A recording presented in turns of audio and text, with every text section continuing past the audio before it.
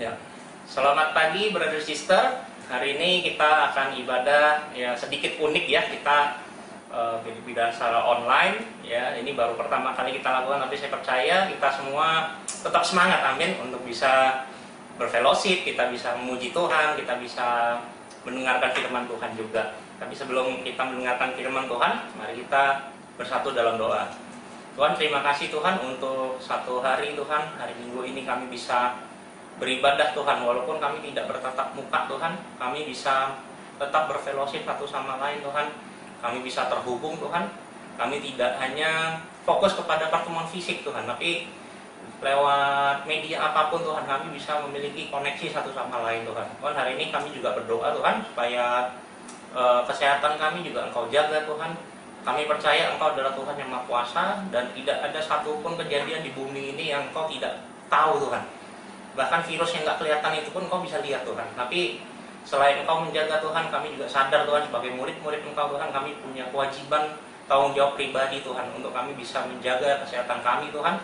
Kami juga bisa mencegah Tuhan penularan virus ini lebih lanjut Tuhan. Dan kami juga mau menjadi murid-murid Yesus yang taat pada pemerintah Tuhan. Pemerintah sudah mengeluarkan himbauan Tuhan untuk kami bisa menghindari pertemuan Tuhan. Hari ini kami berdoa Tuhan supaya wabah ini di Indonesia segera berlalu Tuhan, dan kami bisa berfellowship kembali seperti biasa Tuhan. Terlebih dari itu Tuhan, kami mau serahkan hidup kami dalam tangan-Mu Tuhan, dan bantu buat hari ini Tuhan. Kami juga mungkin tidak bertemu secara fisik, tapi Engkau bisa menjaga hati kami Tuhan. Engkau yang memberikan sukacita dalam hati kami Tuhan, dan Engkau juga yang memberikan pengertian Tuhan dalam hati kami untuk bisa mendengar firman-Mu pada pagi hari ini Tuhan. Terima kasih Tuhan Yesus, kami berdoa, amin. Ya, kalau minggu lalu kita sudah bahas ya, sebelum John Oaks datang itu kita bicara tentang melakukan hal-hal yang baik sebagai seorang murid Yesus. Ya, kemarin Pak Charles sudah kasih contoh tentang Timotius, ya, latar belakang Timotius, dia dipanggil di kota Listra, dan kemudian dia dipanggil kembali menjadi seorang penginjil oleh Paulus waktu perjalanan kedua ya. Hari ini saya juga mau membahas sedikit tentang Timotius ya. Kalau kemarin banyak dijelaskan apa sih yang dilakukan oleh Timotius waktu dia pertama kali dipanggil oleh Paulus ya. Begitu banyak perbuatan baik yang perlu dilakukan ya. Kadang-kadang kita juga kalau dibilang melakukan hal-hal atau perbuatan yang baik, kadang-kadang kita bingung perbuatan baik yang macam apa, karena begitu banyak perbuatan baik yang orang pikir ini seharusnya dilakukan oleh orang Kristen. Ya, begitu banyak, mulai dari hal-hal kita membantu orang secara sosial, kita berbuat kebaikan sana kemari, kita memberikan sumbangan, kita memberikan berbagai hal. Ya, itu kadang-kadang itu bisa membuat kita sebagai murid Yesus, kita melupakan apa sebetulnya perbuatan baik yang atau pekerjaan baik yang Tuhan sudah siapkan sebelumnya untuk kita lakukan. Hari ini judulnya kita berbicara tentang doing the good deeds ya. Kita melakukan pekerjaan-pekerjaan baik itu. Saya mau angkat dari satu tokoh, yaitu masih sama ya, Timotius ya. Tapi kita mau lihat apa sih pesan Paulus kepada Timotius setelah dia memimpin jemaat di Tesalonika saat itu ya. Jadi ini adalah sebuah pesan dari bapak kepada anaknya. Mari kita beralih, kita buka di 1 Timotius 4 ayat 13 ya. Mari kita buka Alkitab kita di 1 Timotius 4 ayat yang ke-13. Di sana dikatakan, sementara itu sampai aku datang, bertekunlah dalam membaca kitab-kitab suci, dalam membangun dan dalam mengajar. Jadi perintah Paulus kepada Timotius ini sangat spesifik sekali. Jadi sampai dia datang kembali mengunjungi Timotius, ada hal-hal yang Timotius perlu tetap lakukan sebagai seorang pemimpin waktu itu ya. Jadi dikatakan di situ hal-hal yang terutama adalah bahwa Timotius bertekun dalam membaca kitab-kitab suci. Itu hal pertama yang Paulus sebutkan kepada Timotius sebagai hal baik yang dia harus tetap lakukan sampai Paulus bisa kembali mengunjungi Timotius. Ya, saya mau membahas ketiga hal ini ya, bertekun dalam membaca kitab suci, membangun dan mengajar. Jadi apa artinya kita bertekun dalam membaca kitab suci? Yang pertama ya, kita hari ini ya, apakah kita punya banyak waktu di rumah? Betul ya, hari ini karena kita sedikit banyak aktivitas kita ini sangat berkurang sekali ya. Saya kalau keluar ke jalan itu hari Minggu lalu itu keadaan jalan sekarang mulai sepi semua. ya. Dan saya percaya kita juga punya banyak waktu di rumah. Ya, pertanyaannya adalah waktu yang kita punya free ini ya, kita pakai buat apa? Ya, banyak yang saya dengar ya, atau saya lihat banyak orang-orang justru pakai waktu di rumah ini untuk pergi tamasya ke tempat wisata. Saya ngerasa itu bukan hal yang bijak untuk dilakukan saat ini ya, tapi kita juga bisa belajar ya, apakah kita menggunakan waktu luang ini kita untuk bisa mengenal Tuhan lebih dalam ya, kita bertekun menggali Alkitab seperti yang Paulus pesankan pada Timotius ya. Pertanyaannya pertama, kenapa? Ini kan hal yang basic ya, hal yang dasar yang biasanya setiap murid Yesus bisa lakukan, tapi kenapa Paulus secara sengaja dia ingatkan Timotius untuk bertekun dalam penggalian Alkitab ya, membaca kitab-kitab suci. Pertama, karena memang ajaran yang sehat itu asalnya semua dari Alkitab ya, dan pada waktu Timotius ada di sana ya, memimpin Tesalonika waktu itu, dan memang pada zaman itu ajaran-ajaran sesat itu mulai bermunculan, seperti ajaran kayak misalnya berkata orang Yahudi atau orang Yunani yang menjadi Kristen atau orang yang menjadi murid Yesus saat itu, dia tidak cuma harus percaya Yesus, tapi dia harus menyunatkan dirinya. Ya, itu adalah salah satu contoh hal-hal yang menyimpang dari Alkitab. Atau waktu itu orang Yahudi yang menjadi murid Yesus, mereka merasa mereka tetap perlu menjalankan hukum Taurat, dan mereka merasa kalau mereka tidak menjalankan hukum Taurat, mereka tidak diselamatkan oleh hukum Taurat itu. Ini kan suatu hal yang sangat umum ya, maksudnya ini penyimpangan yang mungkin terjadi dalam hidup kita ya. Jadi zaman Timotius banyak sekali ajaran sesat yang beredar ya. Bagaimana dengan hari ini? Saya kalau tentang ajaran-ajaran yang mirip dengan Kristen, saya percaya hari ini jauh lebih banyak ya. Dan mungkin juga ada barang-barang yang bukan barang baru ya, ajaran baru, tapi ini lebih kepada ajaran yang zaman dulu kemudian dikemas begitu rupa sehingga sesuai dengan zaman sekarang. Jadi seperti kita melihat sebuah Injil yang baru, ajaran yang baru, padahal itu barang sudah lama ya. Nah, saya mau kasih lihat situasi hari ini ya. Kita menghadapi pandemi, sedang menghadapi wabah penyakit ya, coronavirus ya, masyarakat panik. Kemudian kita baca berita juga di berbagai belahan negara itu korban jiwa berjatuhan itu cukup banyak ya, ribuan orang ya. Kemudian mulailah ini yang terjadi ya, muncul ajaran-ajaran palsu juga waktu ada wabah seperti ini. Banyak ya, saya mendengar ada ajaran ya, seseorang berkata, kita sebagai orang Kristen kita nggak perlu takut sama yang namanya pandemi karena Tuhan pasti jaga. Ada lagi yang bilang murid Yesus itu nggak mempan corona. Lah, ini dasar Alkitabnya dari mana? Ya, apa yang menjadi dasar pemikirannya itu nggak ada sama sekali. Ya, Tuhan pasti jaga.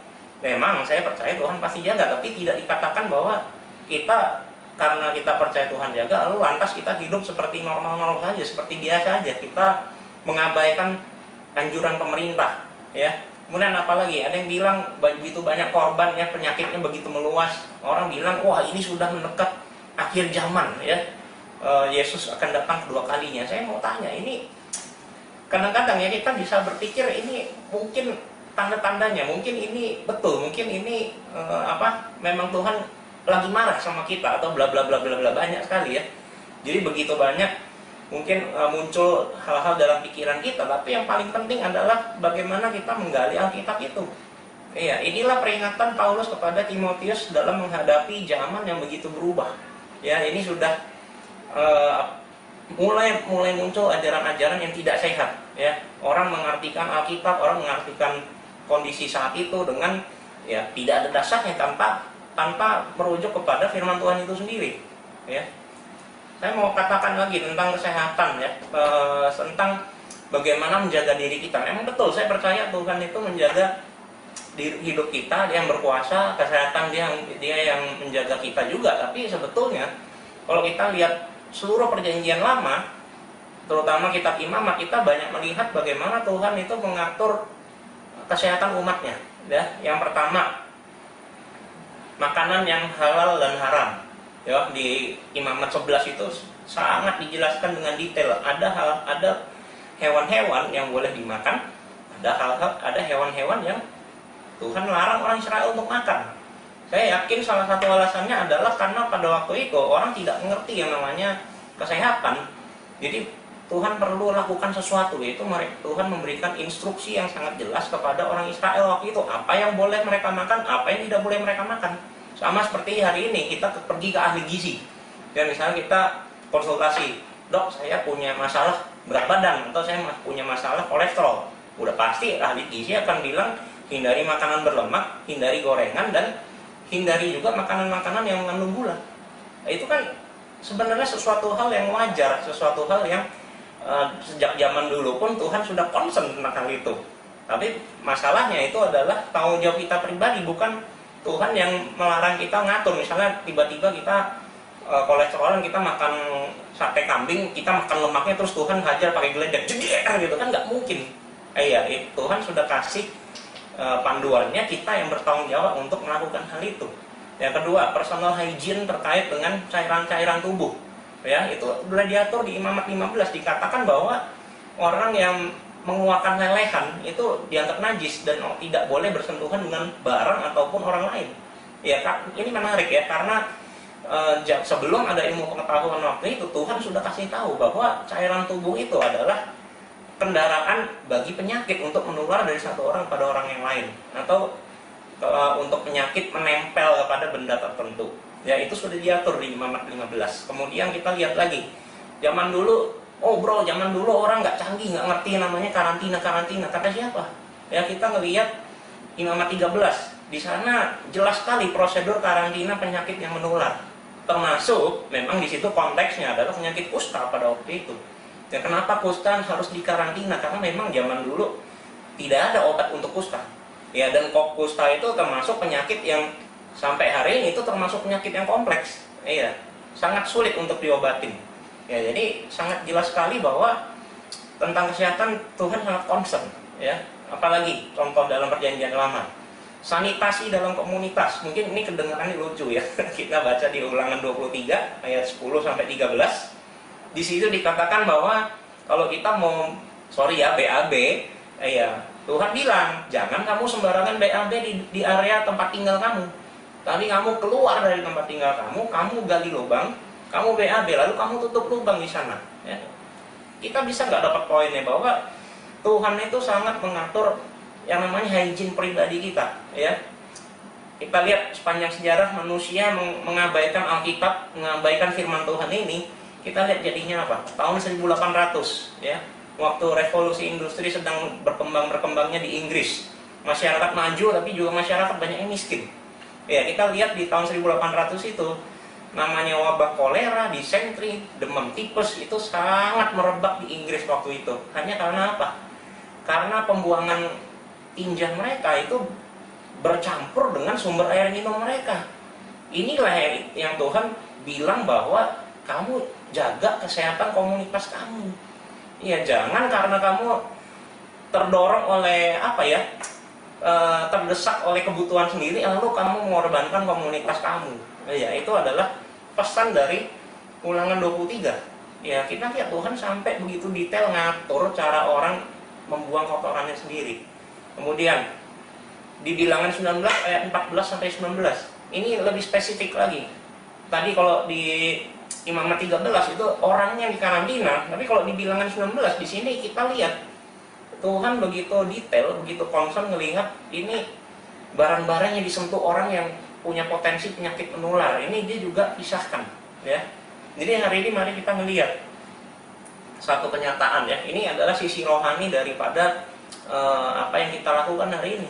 Mengapa kita ambil langkah bahwa kita berkomunikasi, kita berfellowship tanpa bersentuhan langsung? Ya, ini adalah dasar dari firman Tuhan.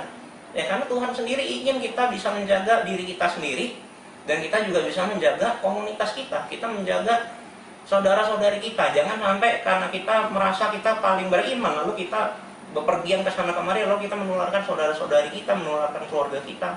Ya, itu saya rasa itu adalah tanggung jawab pribadi kita untuk kita bisa menjaga diri kita dan keluarga kita. Amin. Ya.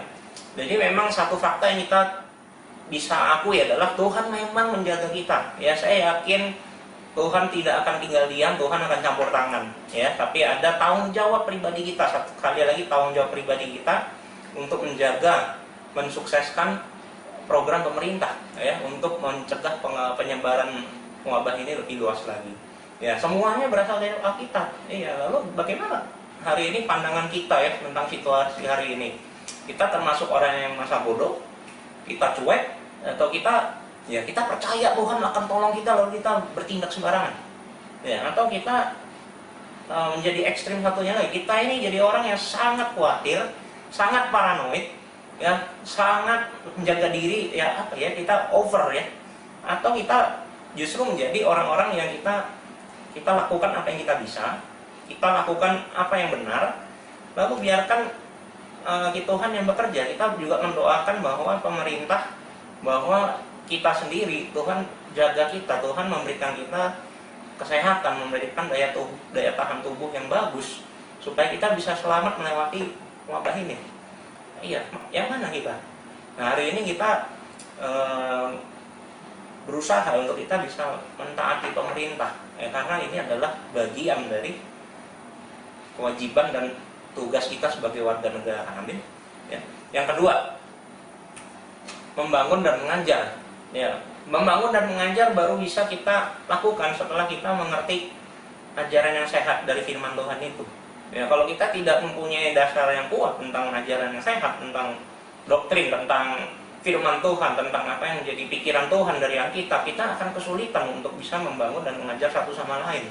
Ya, jadi saya mau kasih mengajar itu adalah cara atau proses bagaimana kita bisa mentransfer pengetahuan kita, keyakinan kita dari firman Tuhan kepada saudara-saudari kita yang lain, atau kepada orang-orang yang berada di sekitar kita, sehingga mereka juga bisa mempunyai pengertian dan iman yang sama akan Tuhan kita Yesus Kristus. Ya. Dan yang menarik, ya, kalau kita lihat di 1 Tesalonika 2 ayat 11-13, di sana dikatakan bahwa Paulus pun bekerja dengan tidak putus-putusnya untuk meyakinkan orang-orang di sana. Ya, ini terkait lagi, ini adalah jemaat yang Timotius pimpin waktu itu. Oh iya, tidak putus-putusnya Paulus mengajar dan berdoakan mereka supaya mereka terus bertumbuh dalam pengenalannya akan Kristus. Ya. Kemudian kita membangun itu, ini sudah masuk ke hal-hal praktikal. Kita bisa bicara tentang bagaimana kita membangun orang dengan memberikan contoh dalam kehidupan kita, membantu orang untuk bisa mempraktekkan apa yang mereka yakini, memberikan bimbingan, ya, dengan rajin kepada anak-anak bimbingan kita, mengingatkan orang-orang, mengingatkan saudara-saudari kita.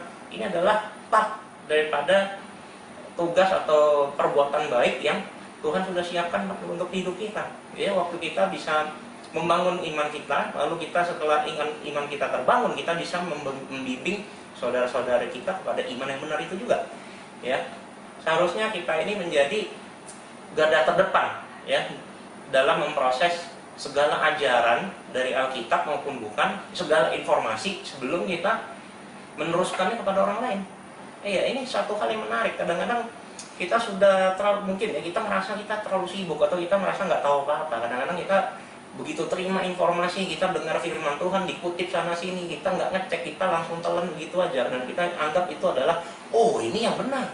Nah, kadang-kadang ini adalah hal yang saya yakin, ya, Tuhan lagi mau bentuk kita ke arah sana, bahwa kita perlu menjadi orang yang lebih rajin, menjadi orang-orang yang peka terhadap informasi, peka terhadap kehendak Tuhan dalam firman Tuhan, sehingga kita nggak mudah menerima ajaran-ajaran yang tidak sehat itu, yang seakan-akan kelihatan sehat karena dibungkus dengan firman Tuhan.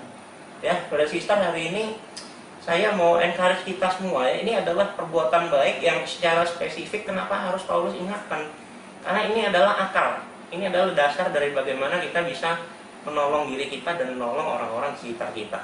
Amin. Ya, yang poin saya yang terakhir adalah, dalam kondisi seperti ini, mari kita menjadi orang-orang, menjadi murid-murid yang tetap waspada dalam hidup kita. Ya, kita mau lihat di 1 Timotius 4 ayat 15-16. Paulus kembali ingatkan, ya, setelah dia bilang kepada Timotius, bro, kamu harus menggali Alkitab kamu dengan dalam, kamu harus membangun dan mengajar jemaat kamu. Sekarang ini adalah pesan untuk pribadi Timotius sendiri. Dikatakan di situ bahwa perhatikanlah semuanya itu, ya, hiduplah di dalamnya supaya kemajuanmu nyata kepada semua orang. Awasilah dirimu sendiri, awasilah ajaranmu, bertekun dalam semuanya itu, karena dengan berbuat demikian kamu akan menyelamatkan diri kamu dan semua orang yang mendengarkan kamu. Ya, ini sangat jelas sekali Paulus bilang bahwa setelah kita melakukan semua hal yang baik itu, kita tetap perlu menjadi orang yang waspada akan diri kita. Kita bisa melihat apakah diri saya ini masih on the track, ya, dalam firman Tuhan, atau saya sudah mulai hanyut perlahan-lahan. Iya, inilah yang Tuhan bilang waspada. Ya. Selain waspada, di situ dikatakan bahwa kita juga perlu bertekun melakukan semuanya itu. Kenapa bertekun? Ya. Yang pertama, kita lihat bahwa tidak mudah untuk kita bisa beradaptasi dalam situasi sekarang. Saya percaya, tapi saya lihat kita bisa menaklukkan bulan segala macamnya, luar angkasa. Merasa kita punya potensi sangat luar biasa sebagai manusia, dan saya yakin ya kita bisa beradaptasi ya dengan kondisi seperti ini. Waktu kita nggak bisa bertemu secara fisik, ya, tapi secara rohani, secara hubungan kita tetap terkonek satu sama lain. Amin. Ya, saya mau kasih pesan lagi. Dalam situasi sekarang, situasi jasmani sekarang dan rohani juga, mari kita stay alert. Kita tetap waspada, ya, kita jaga diri kita, menjaga iman kita, tapi kita juga berpartisipasi, kita turut aktif menjaga diri dari brother sister kita, keluarga kita, menjaga iman dari saudara-saudari kita, menjaga iman dari keluarga kita juga. Ya, awasi ajaran, masuknya apa? Hati-hati, ya, kita banyak sekali beredar ya berita-berita, hal-hal atau ajaran-ajaran yang memprovokasi kita. Ya, mari kita menjadi orang-orang yang senantiasa mengolah informasi itu. Ya, mari kita menjadi orang-orang Ibrani di Berea. Ya, di Kisah 17 ayat 11 dikatakan lebih baik karena mereka memeriksa apakah semuanya benar sesuai dengan kitab suci. Ya, saya mau katakan hari ini nggak cuma berlaku untuk ajaran kita, ajaran kekristenan, tapi juga setiap informasi yang kita dapatkan, apakah kita seperti orang Berea, kita periksa ini betul apa enggak, ya, sebelum kita menelan itu mentah-mentah. Ya, ketika yang terakhir, mari kita bertekun sampai Tuhan datang, ya. Kita bisa membangun diri kita, membangun pengertian kita akan firman Tuhan, mengajar orang lain. Ya, kita membantu komunitas kita, orang-orang di sekitar kita untuk bisa mengenal Tuhan. Mari kita lakukan dengan tekun sampai hari Tuhan datang lagi. Ya, karena di situ dikatakan sampai aku datang. Ya, saya ngerasa ini juga nggak cuma ngomongin tentang Paulus ya, tapi bicara tentang kedatangan Yesus. Bagaimana Yesus bisa datang? Ya, tanpa kalau kita nggak bersiap-siap, ya, itu datang seperti pencuri. Ya, tapi hari ini saya mau ajak kita semua lewat surat Paulus kepada Timotius ini, bagaimana Paulus mengingatkan Timotius ini, kita menjadi orang-orang yang berjaga-jaga atas kedatangan Tuhan, yaitu dengan menjadi orang-orang yang terus melakukan pekerjaan baik yang Tuhan sudah siapkan. Ya, hari ini memang kita sedang ada dalam situasi yang kurang ideal, tapi saya merasa ya kita semua bisa bertumbuh. Ya, saya melihat ke depan kayak orang-orang dalam jemaat kita bisa secara iman kita bisa bertumbuh, ya, dan kita menjadi orang-orang bijak, bukan orang-orang bodoh yang tidak mempersiapkan diri kita menjelang kedatangan Tuhan. Itu saja yang kita bisa belajar tentang melakukan pekerjaan yang baik. Ya, mari kita bisa bersatu hati, kita bisa bersama-sama terus saling mendukung, saling menguatkan, saling mengingatkan dan mengajarkan lagi supaya kita tetap punya iman yang bertumbuh, ya, dalam situasi seperti sekarang. Mari kita bersatu dalam doa. Tuhan, terima kasih untuk firman-Mu Tuhan, bagaimana Engkau mengingatkan kami ada hal-hal yang kami perlu awasi dalam diri kami Tuhan. Ada hal-hal yang kami punya tanggung jawab di situ Tuhan. Waktu kami menjadi orang yang tekun menggali firman-Mu Tuhan, kami menjadi orang yang tahu pasti Tuhan kehendak Engkau itu apa, ajaran-Mu itu apa Tuhan. Dan kami juga bisa menolong saudara-saudari Tuhan, orang-orang di sekitar kami Tuhan, untuk bisa punya iman yang sama juga Tuhan. Dan terlebih Tuhan, hari ini kami juga mengerti Tuhan tentang kejadian ini. Kita juga tidak terlepas dari kehidupan jasmani kami Tuhan, kehidupan kami di bumi Tuhan. Engkau juga menginginkan kami sebagai orang-orang bijak yang hidup dalam dunia ini Tuhan. Waktu orang melihat ada bahaya di sana Tuhan, kami bukan menjadi orang yang pergi menantang bahaya Tuhan, tapi kami menjadi orang yang bijak. Kami melihat Tuhan apa yang bisa bahaya itu lakukan terhadap diri kami, terhadap orang-orang di sekitar kami Tuhan, dan kami ngambil tindakan Tuhan. Bukan cuma bermodalkan iman Tuhan yang tanpa dasar yang jelas kami lalu menghadapi bahaya itu Tuhan. Tuhan, kami berdoa Tuhan supaya segala hal yang terjadi di sekeliling kami itu juga tidak membuat kami terlalu khawatir Tuhan, tidak membuat kami begitu putus asa Tuhan, tapi justru kami bisa melihat bagaimana Engkau menjaga kami satu persatu Tuhan. Kalau kami dengar saudara-saudari kami Tuhan ada yang terjangkit Tuhan, kami berdoa untuk kesehatan mereka Tuhan. Kami berdoa Tuhan untuk keluarganya juga, supaya Engkau jaga Tuhan dari infeksi juga Tuhan. Dan kami juga berdoa untuk negara kami juga Tuhan, supaya penanganannya begitu cepat dan tepat Tuhan, dan juga isu-isu yang beredar ini bisa diredam Tuhan. Isu-isu yang tidak benar Tuhan, yang menimbulkan kepanikan ini juga bisa diredam Tuhan dari Indonesia ini Tuhan. Dan kami berdoa supaya seluruh dunia ini juga bisa bekerja sama bersatu Tuhan untuk melawan dari wabah corona ini Tuhan. Terima kasih Tuhan untuk selalu menyertai hidup kami. Tidak lupa juga Tuhan berikan kami keberanian dan iman juga Tuhan untuk terus menginjili Tuhan, untuk terus mengajarkan orang-orang kebenaran akan firman-Mu Tuhan. Terima kasih Tuhan Yesus, kami berdoa. Amin.